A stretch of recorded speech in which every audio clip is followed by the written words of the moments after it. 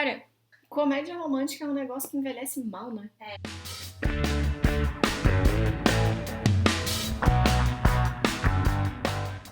Oi, eu sou a Dani e esse é o Pantufa de Unicórnio.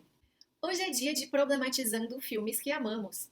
E hoje a gente escolheu falar de um filme que foi lançado no ano de 2004, que é também uma comédia romântica, estreada por Adam Sandler e Drew Barrymore, que é o Como Se Fosse a Primeira Vez. O plot dessa comédia romântica envolve o nosso querido Adam Sandler, que faz um veterinário. A história se passa no Havaí.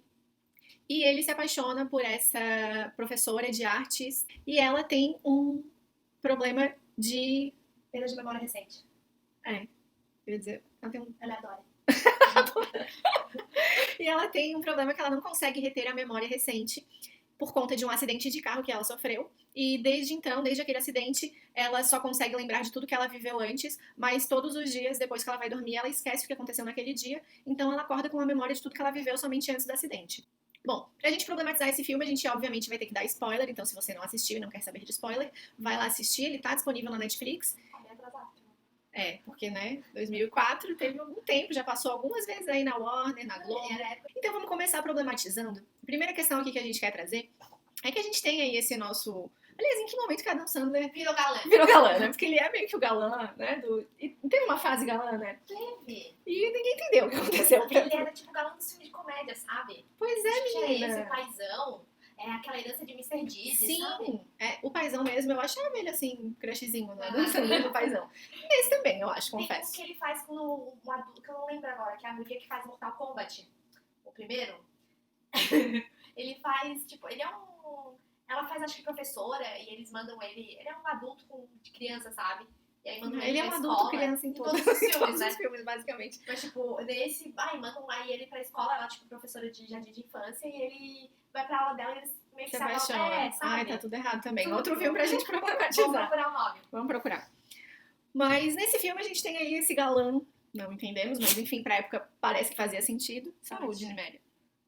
E a gente já começa o filme com cenas de várias mulheres falando. A gente ainda não sabe quem é, né, e tal, antes mesmo dele aparecer, mas elas estão ali relatando as histórias de amor e de paixões e de noites e coisas que elas viveram com eles, várias mulheres, porque ele, como o filme se passa no Havaí, a gente tem ali um local que é turístico, né, que recebe muitos turistas, muitas mulheres de fora, e aí ele tinha aí ele trabalhava em um aquário, né? Ele era veterinário, trabalhava em um aquário, então ele tinha contato com muitas turistas e tinha até um amigo dele lá que agenciava ele, né? Que dava os contatinhos ali para que ele saísse com essas mulheres.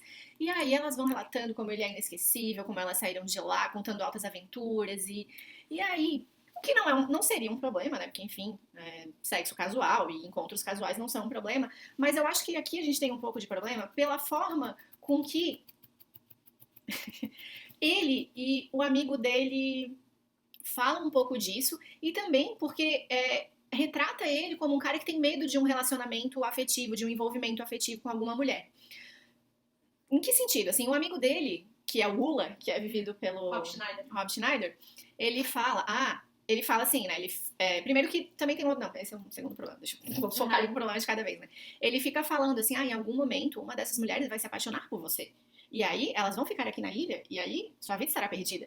Então, e ele mesmo, depois que conhece, né, a Lucy, e ele fica meio encantadinho por ela lá no café, e ele tem bate a cabeça lá, e daí ele fica fantasiando e sonhando com ela, ele tem essa questão porque ela era uma moradora ali da ilha, então ele não poderia se envolver com ela, porque ela estaria ali, ela não ia embora depois, né, pra casa. E aí tem essa possibilidade de um envolvimento um pouco mais sério, ou de um envolvimento emocional, e isso é algo que aterroriza ele. Então eu acho essa parte um pouco problemática de colocar o homem nesse clichê, nessa situação de que o cara... Primeiro, porque, enfim, coloca o homem nessa situação de que ele não pode ter um envolvimento romântico, porque isso é algo que ele teme, né? Porque, enfim, o cara tem que ser só o garanhão, que não vai se envolver emocionalmente com nenhuma mulher. E depois também... É sempre ela que vai se apaixonar. Exatamente, o inverso. Também, e daí depois por isso, porque também ele coloca, a forma que eles conversam sempre coloca a mulher como estando nessa posição de que ela vai se apaixonar, porque, enfim, mulher, como se mulher não pudesse também ter um envolvimento só sexual, sem querer algo afetivo e querer desenvolver algum tipo de relacionamento, e colocando a mulher nesse local de que as mulheres querem relacionamentos e os homens querem apenas sexo casual. Então, fica ali, né, nesse comecinho, assim, sendo colocado dessa maneira que ela aprisiona todo mundo, sabe? Porque aprisiona os homens no sentido de que, o cara tem que ser o machão, que não quer, que não se apaixona, não sei o que, até que surge uma mulher que vai arrebatar o coração. Exatamente, essa questão aí que ainda bem já a galera tá começando aí a conversar, a se ligar, que é essa masculinidade tóxica de o cara não pode ter envolvimento emocional e de as mulheres só podem ter envolvimento emocional e só querem isso, né? Quando, na verdade, calma lá, pessoal, todo mundo pode querer todas as coisas, né? Ninguém precisa ficar preso a esses estereótipos, né? E também tem, pra cada mulher ele conta uma história. Chegando no ápice, né, também. dele mentir lá, que era espião pra moça verdade. lá, usa de um cara lá que não tinha nada a ver com o assunto, do jet ski, só pra escapar, né, não tem que dar satisfação, né. Daí tem essa outra questão, que é ele tem que enganar a todas e contar uma história mirabolante, porque ele não pode dizer que ele... Só que é algo casual. Só que é algo casual, porque, enfim, senão elas vão saber onde ele mora, quem ele é, e qual é o trabalho dele, vão atrás dele, porque mulheres, né... Ele é muito irresistível. Isso é... E aí a gente tem essa primeira questão aí, que é a própria, né, essência ali do personagem, esse clichêzão ali do garanhão que não quer se apaixonar. E aí a gente entra já num segundo problema ali que tá um pouco assim conectado com isso, que é a forma com que o Ula fala do casamento dele, né? Que aí coloca também o casamento nesse clichê de que a mulher tá lá feliz no casamento e o Ula tá, o casamento é uma prisão, você vai odiar o casamento, a sua mulher vai...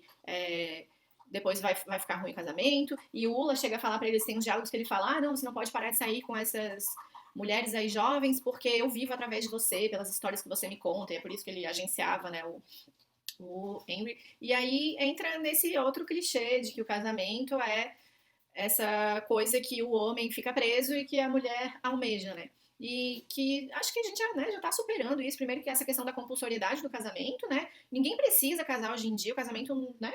Você pode ficar solteiro, tá tudo bem. Ninguém precisa também ter um relacionamento monogâmico, você pode ter uma relação aberta, você pode ter um trisal, pode poliamor, pode inúmeras coisas, o que é combinado, né? Não sai caro, então... não tem que seja de comum acordo né, para as pessoas envolvidas. Exatamente, dá pra você, se você não se adapta, né, acha que não é pra você esse relacionamento tradicional, monogâmico, formar família, não é algo que você almeja, existem outras inúmeras possibilidades no mundo.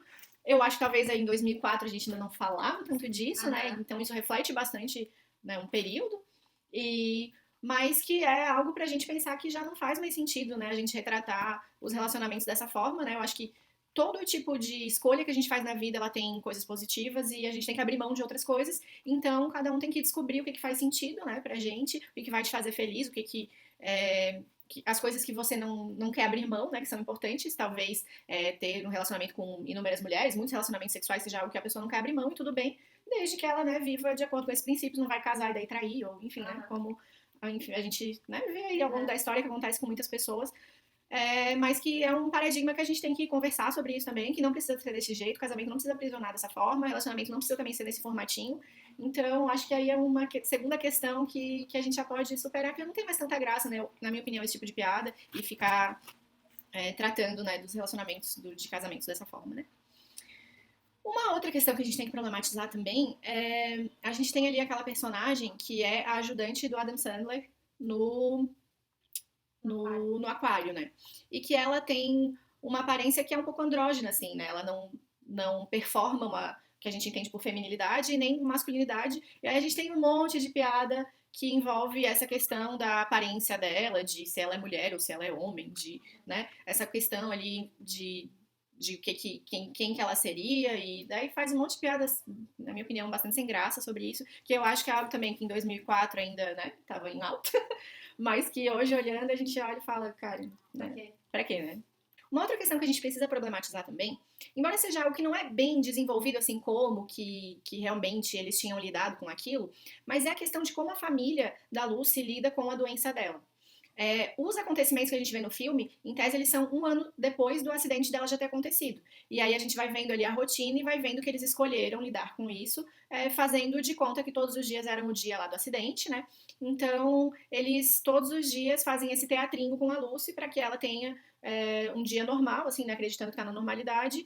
E daí, alguns dias, eles comentam que deu errado, que daí eles têm que levá-la no médico, enfim, contar pra ela toda a história dela, né?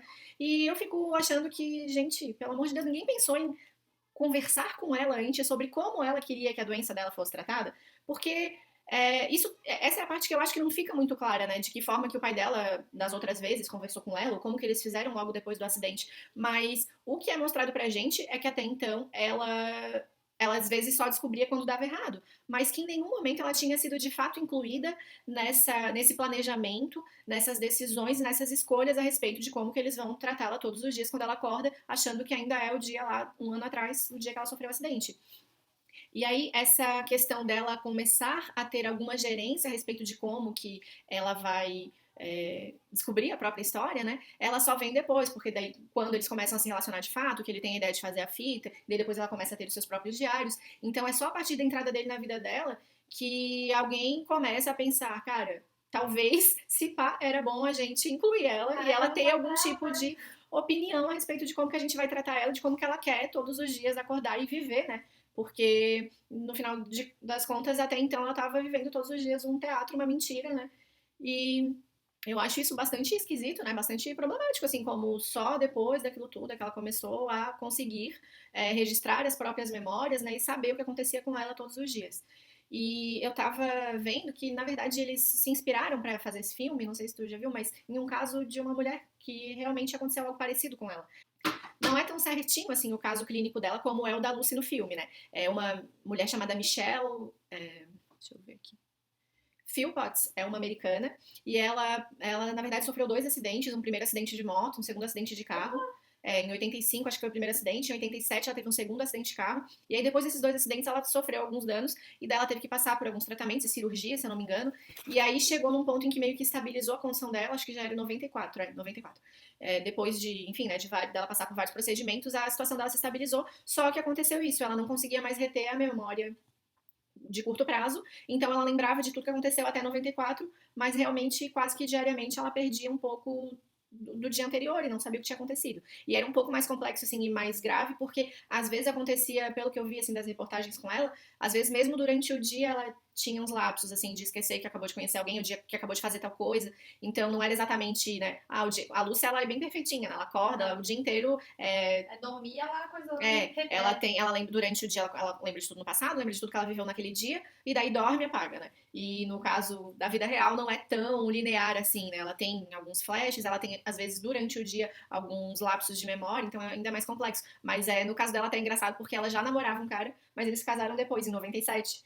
E daí eles tinham ela fazia post-its, e depois celular, mas tinha a questão de que o celular, às vezes, ela olhava também não lembrava direito como, porque as tecnologias mudam muito, né? E daí, imagina que ela também acabava esquecendo um pouco como lidar com o próprio celular. Então ela tinha bastante post-it, assim, que ela colava nas paredes. E aí ele fala, não tem que lembrar, ela me conhece porque eu já era namorada dela, mas tem que lembrar que a gente casou, daí tem as fotos lá do casamento. Então, eles se inspiraram em uma história real, né? Mas essa parte, assim, de como ela é totalmente excluída em um primeiro momento da forma com que a família vai lidar, né, com a doença dela e como que todos os dias eles vão lidar com ela, eu acho que é bastante esquisita, assim, que é problemática, na minha opinião, né? Uma outra questão aqui, que dessa vez que eu tava revendo o filme, que eu não tinha percebido da primeira vez, e que agora eu fiquei achando um pouco esquisito, um pouco incômodo, é a questão de como eles trazem os animais nesse filme, com essa função de entretenimento, de fazer performances e truques, porque o Henry, né, ele trabalha em um aquário, e aí, assim, embora não seja uma questão simples, porque dependendo dos espaços em que esses. Não aquários especificamente, mas às vezes você tem uns espaços que são tipo observatórios, que até tem um trabalho de ajudar na preservação, né, da fauna, da flora, e, sei lá, catalogando só os animais, né? Tem alguns espaços, assim, que são turísticos, mas que não tem uma interferência, né, no habitat. no habitat dos animais, e que acabam, às vezes, até ajudando, assim, a investir na preservação, né? Tipo, eu sei tem algumas ilhas no Caribe que tem tartarugas marinhas lá, e que tem alguns lugares que são, tipo... Mas não são aquários, assim, né, especificamente. São, tipo, observatórios, e que daí você consegue visitar, às vezes, avistar ou não, mas não necessariamente estão aprisionando ali os animais. Você tá interagindo com eles.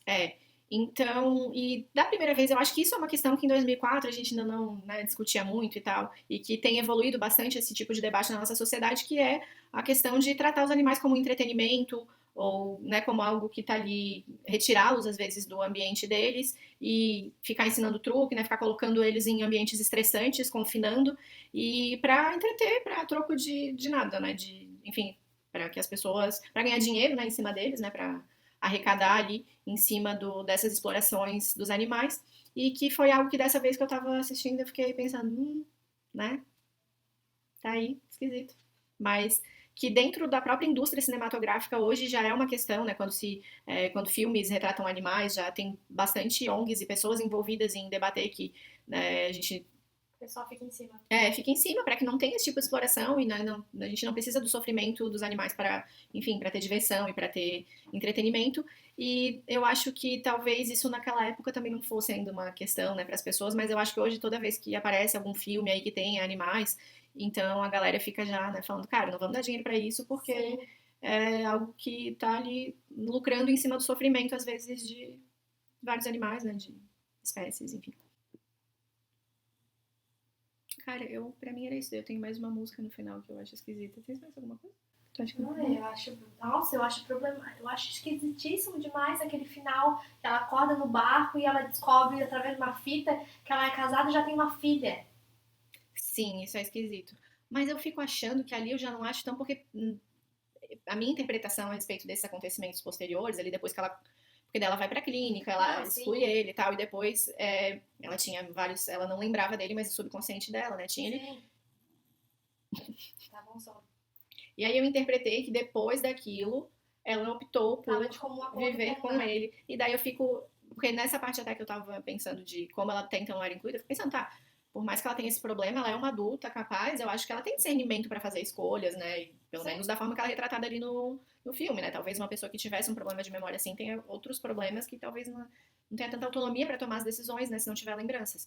Mas no caso do filme, eu acho que ela é uma personagem retratada como alguém lúcida, capaz, e então eu fico achando que se foi uma escolha dela depois realmente se relacionar com ele, se ela começou a ter as anotações dela, se ela, enfim, optou por se relacionar com ele e eles escolheram ali ter filhos, isso pode ter sido uma opção dela, sabe? Eu vejo daí como algo que é bastante estranho, né? Sim, é estranho, né? Imagina você acordaria só saber através de uma fita que você casou, tem uma filha, e você tá viajando de barco. E tá num barco, que eu acho meio desesperador essa parte deles irem pra alto mar, assim, né? Com ela nessa condição. Mas aí eu interpreto que, sei lá, que a partir de então foi o momento que ela de verdade começou a fazer as próprias escolhas. E aí quero crer ali que ela tava de acordo com aquilo tudo que a gente vê ali no final, né? Porque aparentemente é algo que daí ela passou a escolher, né, todos os dias. Mas realmente, né, é uma situação bastante inusitada. E aí, assim, pra finalizar o filme, a gente ainda tem a música final ali, aquela I'll Be Watching You. Sabe qual é? Oh, can you see you belong to me? Não, eu confundi. Essa que eu tô cantando é aquele que canta chorando. Essa aí é a do que... essa aí é do Beach Boys, né? Não, é uma outra, I'll Be Watching You. Ela tem a letra totalmente creepy. Eu acho que eu tô lembrando. Só que é uma versão meio diferente, assim, quase um reguinho, não sei.